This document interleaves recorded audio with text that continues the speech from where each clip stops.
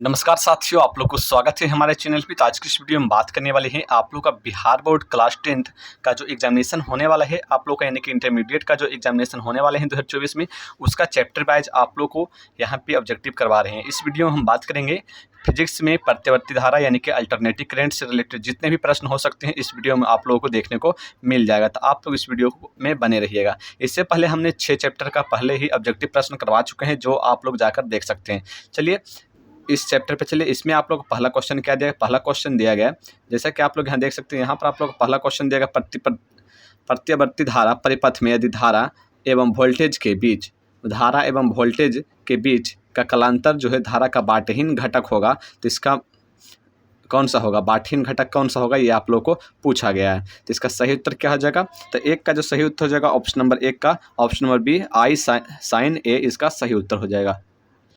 उसके बाद चलिए अगले प्रश्न पे। अगला प्रश्न में क्या दिया गया, अगला प्रश्न दिया गया कि किसी प्रतिवर्ती धारा परिपथ में धारा एवं विभवांतर के बीच का कलांतर 8 है। यहाँ पर आप लोग को धारा एवं विभवांतर के जो बीच का कलांतर है वो 8 है। तो यहाँ पर पूछा गया कि शक्ति गुणांक होगा, शक्ति गुणांक क्या होगा, तो 2 का सही उत्तर क्या हो जाएगा, ऑप्शन नंबर ए कॉस ई इसका सही उत्तर हो जाएगा। ठीक है, चलिए क्वेश्चन नंबर 3 पे। क्वेश्चन नंबर 3 में आप लोग को दिया गया कि चोक जो होते हैं, चोक कुंडली का कार्य सिद्धांत निम्न में किस पर आधारित है। यानी कि आप लोग का जो चोक कुंडली होते हैं उसका जो कार्य है वो किस पर निर्धारित है, तो 3 का सही उत्तर हो जाएगा ऑप्शन नंबर बी स्वप्रेरण पे इसका सही उत्तर हो जाएगा। चलिए क्वेश्चन नंबर 4 पे। क्वेश्चन नंबर 4 में दिया गया एक ऊंचाई परिमापित्र में कुंडलियों में फेरों की संख्या में प्राथमिक N1 तथा द्वितीयक N2 है, तब कौन सा जो कंडीशन नीचे दिया गया है वो कौन सा सही होगा। 4 का सही उत्तर हो जाएगा ऑप्शन नंबर बी, यानी कि N1 छोटा होगा N2 से। चलिए क्वेश्चन नंबर 5 पे। क्वेश्चन नंबर 5 में दिया कि AC यानी कि अल्टरनेटिव करंट का समीकरण I = 50 sin 100t है, तो धारा की अभिव्यक्ति होगी। तो यहाँ पर आप लोग को क्या पूछा गया, धारा की अभिव्यक्ति पूछा गया। तो धारा की अभिव्यक्ति क्या हो जाएगा, तो यहाँ पर आप लोग को बता दें कि यहाँ पर आप लोग को दिया गया है I = 50 sin,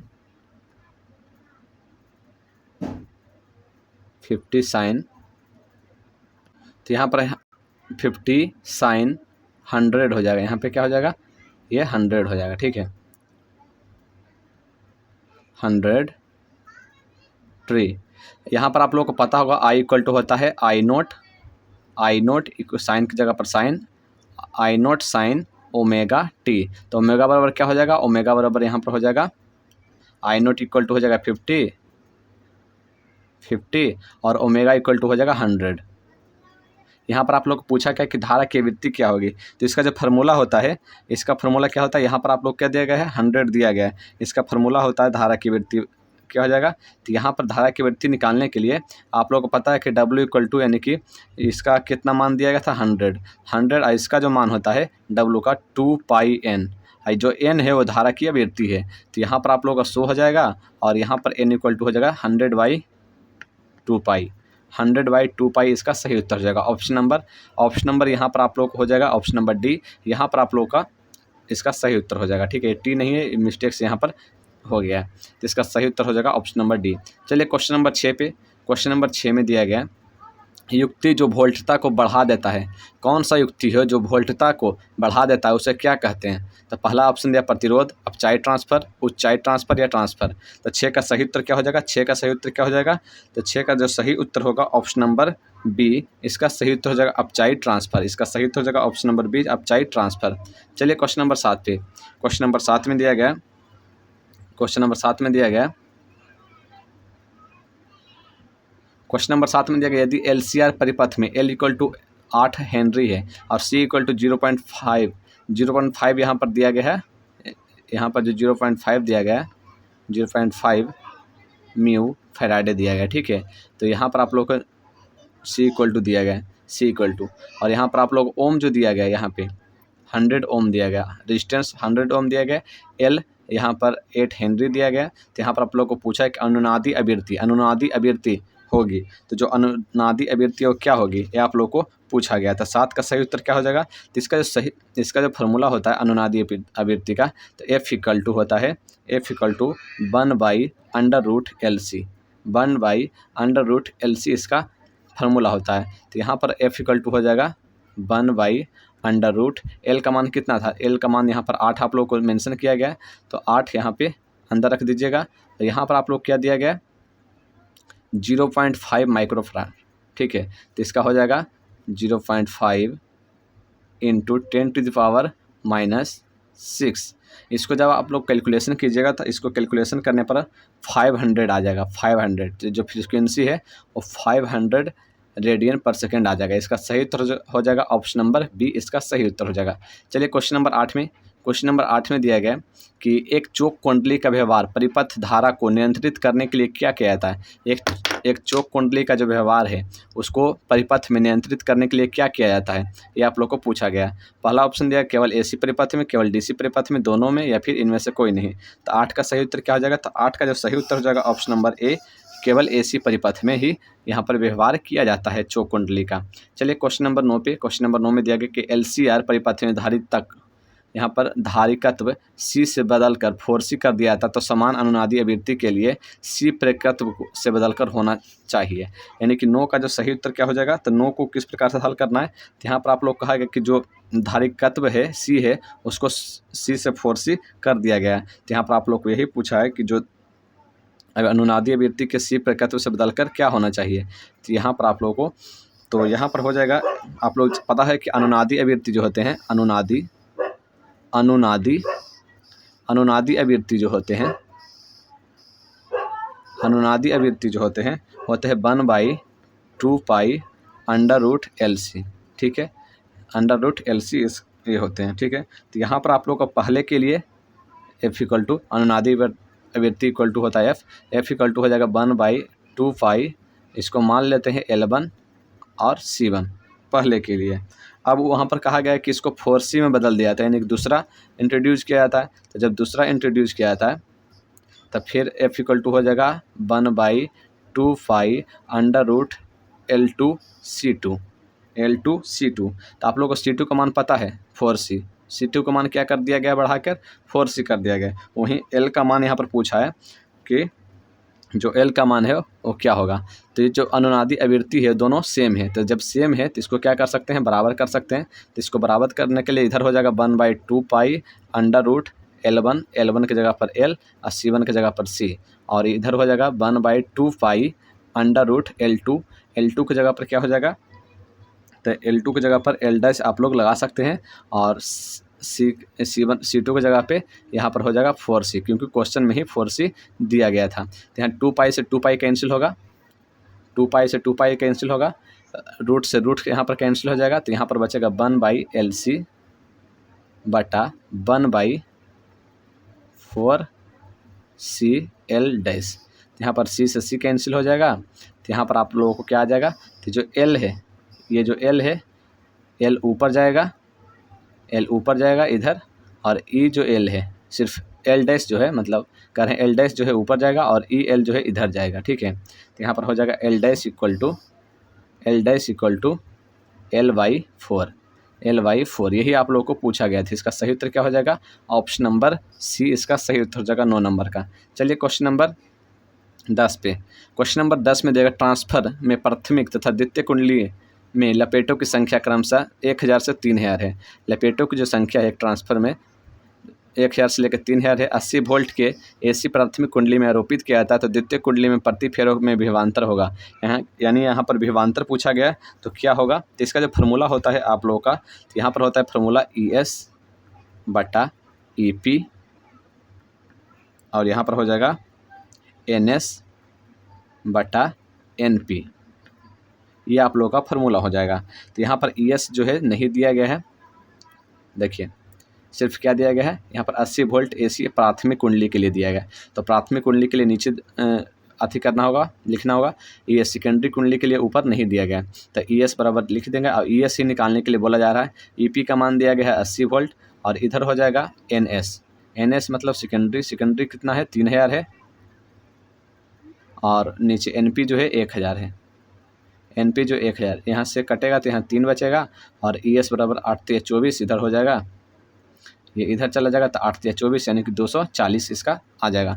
तो 240 वोल्ट इसका सही उत्तर हो जाएगा। चलिए क्वेश्चन नंबर 11 में, क्वेश्चन नंबर 11 में दिया गया अपचाई ट्रांसफर बढ़ाता है। अपचाई ट्रांसफर क्या बढ़ाता है? तो इसका सही उत्तर क्या हो जाएगा? 11 नंबर का धारा बढ़ाता है, वोल्टता बढ़ाता है, या फिर बांटता है, या फिर इनमें से कोई नहीं। इसका सही उत्तर हो जाएगा option number A, option number A यानी कि धारा बढ़ाता है। चलिए क्वेश्चन नंबर 12 में, क्वेश्चन नंबर 12 में दिया गया प्रतिवर्ती धारा यानी कि अल्टरनेटिव करंट का उष्मीय प्रभाव प्रमुखता है। जो अल्टरनेटिव करंट है उसके उष्मीय प्रभाव कहाँ पर प्रमुखतः पाए जाते हैं? इसका 12 का सही उत्तर हो जाएगा ऑप्शन नंबर ए, जूल उष्मन में, जूल उष्मन में। ठीक है, चलिए 13 नंबर क्वेश्चन में, 13 नंबर में संधारित्र की शक्ति का गुणांक लगभग कितना होता है? तो संधारित्र की शक्ति का जो गुणांक होता है वो 0 होता है। चलिए क्वेश्चन नंबर 14 पे, क्वेश्चन नंबर 14 में दिया गया निम्नलिखित में से किसके लिए संधारित्र अनंत प्रतिरोध की तरह कार्य करता है? तो 14 का सही उत्तर हो जाएगा ऑप्शन नंबर ए, डीसी के लिए, डीसी के लिए इसका सही उत्तर हो जाएगा। चलिए 15 नंबर क्वेश्चन पे, 15 नंबर क्वेश्चन में देखिए एलसी परिपथ को कहा जाता है। तो एलसी परिपथ को क्या कहा जाता है? दोलनी परिपथ। एलसी परिपथ को दोलनी परिपथ कहा जाता है। चलिए क्वेश्चन नंबर 16 पे, क्वेश्चन नंबर 16 में देखिए प्रतिबाधा यानी इम्पीडेंस का एसआई मात्रक होता है। इम्पीडेंस का एसआई मात्रक होता है, तो इम्पीडेंस का जो एसआई मात्रक होता है वो ओम होता है। ठीक है, ओम होता है। इम्पीडेंस का एसआई मात्रक भी ओम होता है और रेजिस्टेंस का भी एसआई मात्रक ओम ही होता है। चलिए क्वेश्चन नंबर 17 में, क्वेश्चन नंबर 17 में क्या दिया गया? इसमें दिया प्रतिवर्ती धारा का समीकरण I equal to sine pi, यहाँ पर दिया गया एन की जगह पर ये पाई है। ठीक है, ये पाई है, पाई टी है, तो धारा के मूल वर्ग का मान क्या होगा? ये आप लोगों को पूछा गया 17 नंबर में। इसका किस प्रकार से करना है? तो यहाँ पर आप लोग का जो I बराबर दिया गया है I equal to 60 sine 100 pi T. तो I इक्वल टू आप लोग जानते हैं I naught sine W T. तो यहाँ पर W बराबर क्या हो जाएगा? I नोट इक्वल टू हो जाएगा 60 और W इक्वल टू हो जाएगा 100 पाई हो जाएगा। तो यहाँ पर आप लोग क्या पूछा है? मूल वर्ग का मान क्या होगा? 17 नंबर पूछा है कि मूल वर्ग का मान क्या होगा, मूल वर्ग का मान क्या होगा। तो इसका किस प्रकार से निकालना है? तो इसका जो फार्मूला होता है मूल वर्ग का, तो यहाँ पर IRMS आप लोगों को पूछा गया, IRMS पूछा गया। तो यहाँ पर IRMS बराबर होता है I naught under root 2, I naught under naught 2। तो यहाँ पर I नोट का जो वैल्यू है 60 है, I नोट का जो वैल्यू है 60 है, तो 60 बाई अंडर रूट 2 हो जाएगा, 60 बाई अंडर रूट 2 हो जाएगा। चलिए ऑप्शन में, तो ऑप्शन में आप लोगों को दिया गया ऑप्शन नंबर बी, यहाँ पर ये अंडर रूट दिया गया। ठीक है, अंडर रूट दिया गया 60 by under root 2। Question number 18 में क्या दिया गया? इसमें दिया गया प्रतिघात का मात्रक होता है, जो प्रतिघात है उसका मात्रक क्या होता है? 18 का सही उत्तर क्या हो जाएगा? प्रतिघात का जो मात्रक होता है ओम होता है, प्रतिघात का भी मात्रक क्या होता है? ओम होता है।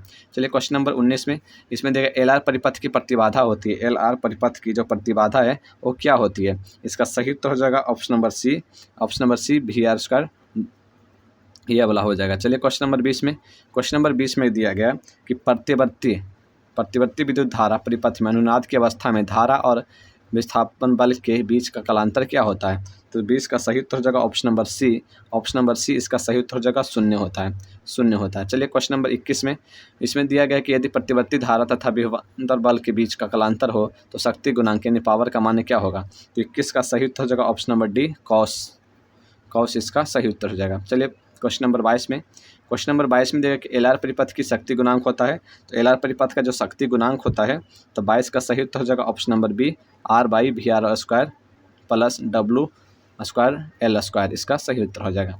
चलिए क्वेश्चन नंबर 23 में दिया गया तप्त तार अमीटर मापता है, तप्त तार जो है एमीटर मापता है, तो प्रतिवर्ती धारा का क्या होता है? तो यहाँ पर हो जाएगा ऑप्शन नंबर सी, मूल औसत वर्ग धारा, मूल औसत वर्ग धारा। चलिए क्वेश्चन नंबर 24 पे, इसमें दिया ट्रांसफार्मर के कोर को परतदार बनाया जाता है, ताकि ट्रांसफार्मर के जो कोर होते हैं उसको परतदार बनाया जाता है। किस लिए बनाया जाता है परतदार? तो इसका सही उत्तर हो जाएगा भंवर धाराओं द्वारा होने वाली हानि कम की जा सके। चलिए क्वेश्चन नंबर 25 में दिया किसी LCR परिपथ में ऊर्जा का क्षय होता है, किसी LCR परिपथ में ऊर्जा का जो क्षय होता है तो क्या होता है? प्रेरक में, क्या होता है? प्रेरक में जो है LCR परिपथ में ऊर्जा का क्षय होता है। चलिए क्वेश्चन नंबर 26 में दिया गया है कि घरेलू विद्युत आपूर्ति की आवृत्ति 50 हर्ट्ज है, धारा का मान 0 होने की आवृत्ति क्या होगी? यानी कि जो घरेलू घर में जो यूज करते हैं उसकी आवृत्ति 50 हर्ट्ज होते हैं, तो धारा का 0 मान होने की आवृत्ति क्या होगा? यानी कि अगर धारा का मान जो 0 कर दिया जाए तो उसका आवृत्ति क्या हो सकता है? तो 26 का सही उत्तर हो जाएगा ऑप्शन नंबर ए, 25 हर्ट्ज इसका सही उत्तर हो जाएगा। चलिए 27 नंबर क्वेश्चन में इसमें दिया गया भारत में आपूर्ति की जा रही है प्रतिवर्ती धारा की आवृत्ति क्या है। तो भारत में जो आपूर्ति की जा रही है धारा उसमें उसका आवृत्ति जो है फ्रीक्वेंसी जो है क्या होता है। इसका सही उत्तर जो ऑप्शन नंबर है 50 हर्ट्ज होते हैं। 28 नंबर क्वेश्चन में क्या दिया गया किसी प्रतिवर्ती परिपथ में धारा यानी कि I equal to cos omega T और एम्पियर है तथा भी का मान जो दिया गया यानी विभव का मान जो दिया गया 200 साइन ओमेगा टी वोल्ट है। तो परिपथ में शक्ति का मान यानी P का मान पूछा गया है। तो P का मान यहाँ पर निकालने के लिए क्या करना होगा। तो ये थोड़ा जो प्रश्न है थोड़ा लंबा है, तो इसको आप लोग ध्यान से देखिएगा। तो यहाँ पर आप लोग को शक्ति का मान पूछा, तो शक्ति का मान पूछा तो यहाँ पर आप लोग को पता होना चाहिए कि शक्ति का जो मान होता है P इक्वल टू होता है P equal to VRMS into IRMS into यहाँ पर आप लोग का cos 5, ये होता है आप लोग का शक्ति का फार्मूला। ठीक है, उसके बाद फिर आप लोगों को दिया क्या है, तो आप लोग को दिया है VRMS।